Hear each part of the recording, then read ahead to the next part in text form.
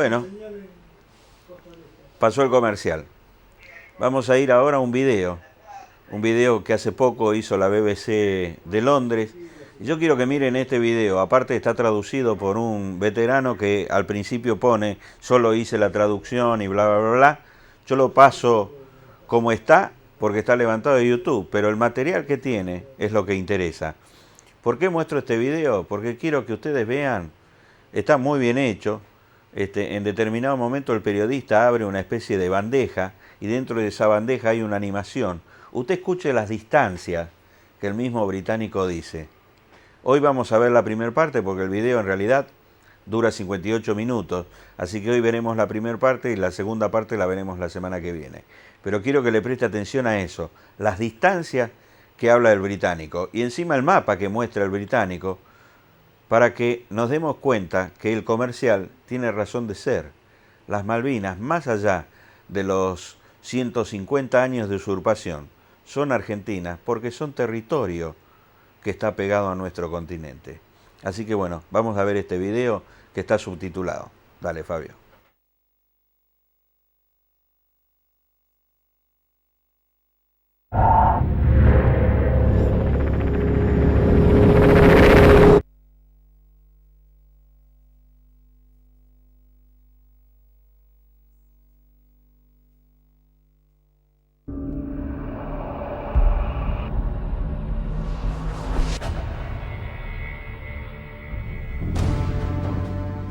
In April 1982, an invasion by Argentina provoked one of the most ambitious military undertakings in British history. Britain sent a naval task force and 15,000 men to fight for a small group of islands on the edge of the Antarctic. Britain was at war with Argentina, but the odds were spectacularly uneven. I look at the challenges that faced the British, struggling to fight 8,000 miles from home, while the Argentinians were fighting on their own doorstep. They had to fight up here in freezing conditions on exposed hilltops and across wide, open ground. I'll experience how the British troops used darkness to their advantage against a well-defended enemy.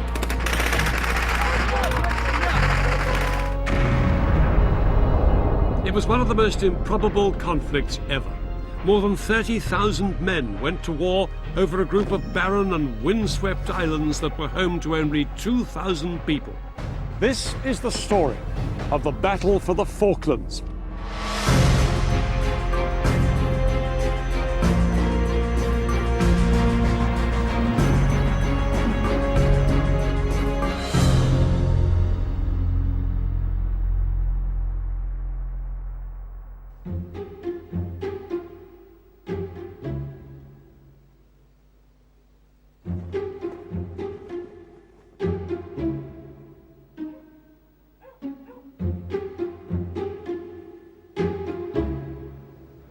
This may look like a sleepy little seaside town somewhere in the British Isles.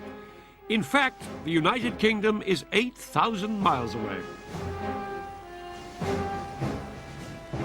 These are the Falkland Islands, a remote British territory in the South Atlantic. The nearest mainland is Argentina, just 400 miles to the west. Life for the 2,500 people who live here is isolated, hardy and undisturbed.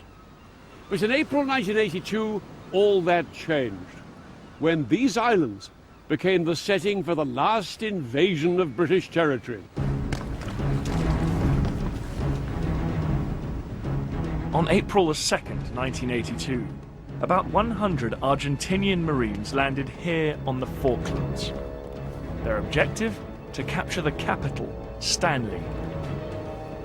They were the advance party. There were 2,000 more men on their way, but the job of these Marines was to seize the town and force the British governor of the islands to surrender. Soon, the extraordinary news of the Argentinian invasion hit bulletins across the world.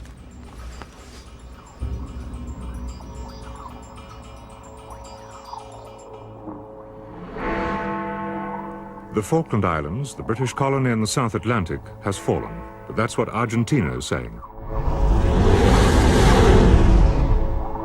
It claims its Marines went ashore as a spearhead this morning to capture key targets, including the capital, Port Stanley.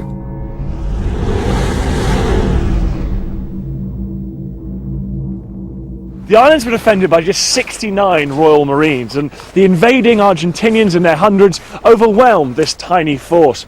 They moved up here and surrounded Government House, demanding the surrender of the Falkland Islands. As Argentinian armoured vehicles rolled towards Government House, a firefight broke out. Trapped inside, the British governor, Rex Hunt, broadcast a defiant message on the local radio station. They've got us well and truly pinned down, and that they're not trying to attack. They're not surrendering to the bloody arches, certainly not. The invasion of the Falklands transformed a long-running dispute between Britain and Argentina into a major international crisis.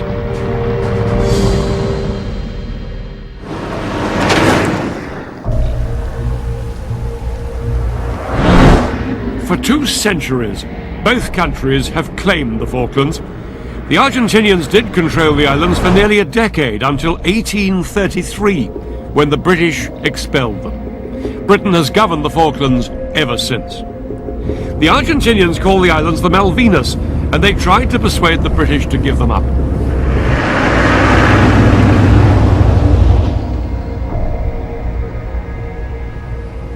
Britain had long considered handing over this small relic of empire to Argentina, but the Falkland Islanders liked their British identity and didn't want to give it up. It became clear to the British government that overriding the wishes of the islanders was out of the question. The people here wanted the islands to stay British sovereign territory. This made agreement between Britain and Argentina almost impossible. Talks got nowhere, and the future of the Falkland Islands remained in an uneasy deadlock. But in 1981, a new military government seized power in Argentina. At its head was the army commander, General Leopoldo Galtieri. His regime was a rule of terror, and the country's economy was collapsing. He badly needed to find a cause that would win his government popularity.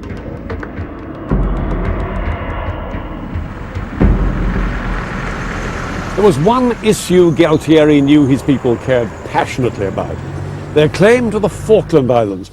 Galtieri would unite the Argentinian nation by seizing the Falkland Islands from Britain by force. It looked like the perfect answer to his problems. And on April the 2nd, 1982, Galtieri's repossession of the Falklands was going exactly to plan.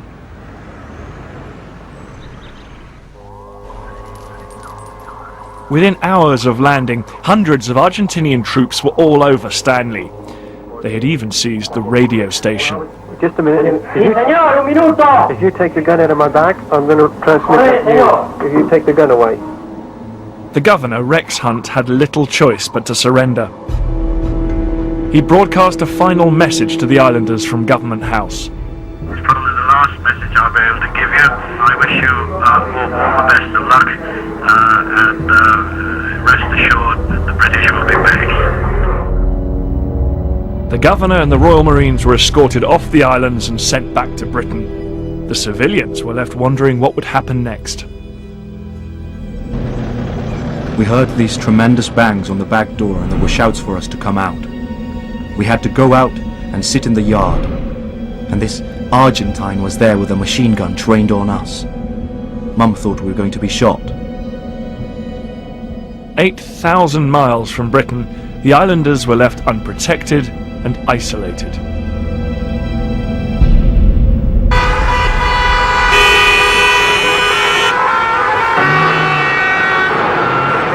When the news of the British surrender hit Buenos Aires that afternoon, 200,000 Argentinians poured into the main square, wildly applauding the liberation of the Islas Malvinas. Galtieri's plan had worked. As the crowd celebrated, Galtieri was confident that Britain would not react. He assumed that because the distant Falklands was hardly a vital British interest, Britain would not fight for them. But Galtieri was making one crucial error. he'd seriously underestimated Britain's Prime Minister, Margaret Thatcher. In 1982, Britain's first female Prime Minister was governing a country in trouble. Britain was in recession. Unemployment had just passed the 3 million mark, and there'd been some of the worst rioting of the 20th century. But Thatcher was a formidable character. She knew that to hesitate could spell doom for her unpopular government. She summoned Parliament and gave a defiant response to Argentina's invasion. We are here because for the first time for many years, British sovereign territory has been invaded by a foreign power. The government has now decided that a large task force will sail as soon as all preparations are complete. HMS Invincible will be in the lead and will leave port on Monday.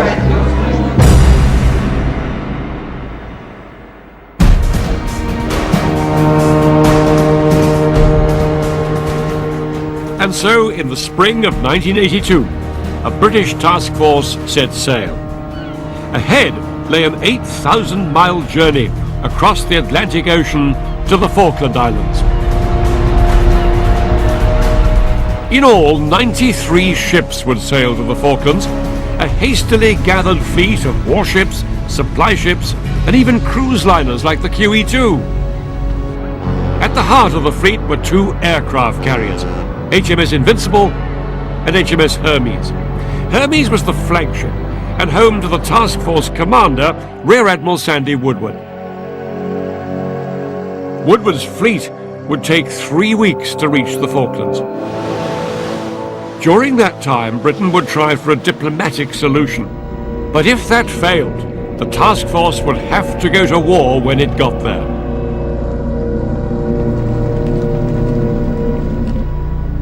By April the 17th, the first wave of the task force had sailed right down into the South Atlantic and was just off Ascension Island, the nearest British base to the Falklands. There was still another 3,500 miles to the Falkland Islands themselves. The ships were in two groups. To the south was Woodward's naval fleet. This was the advance party, made up of two aircraft carriers and fighting ships that would battle for the control of the air and the sea around the Falkland Islands. Once they had gained air superiority, then the men carried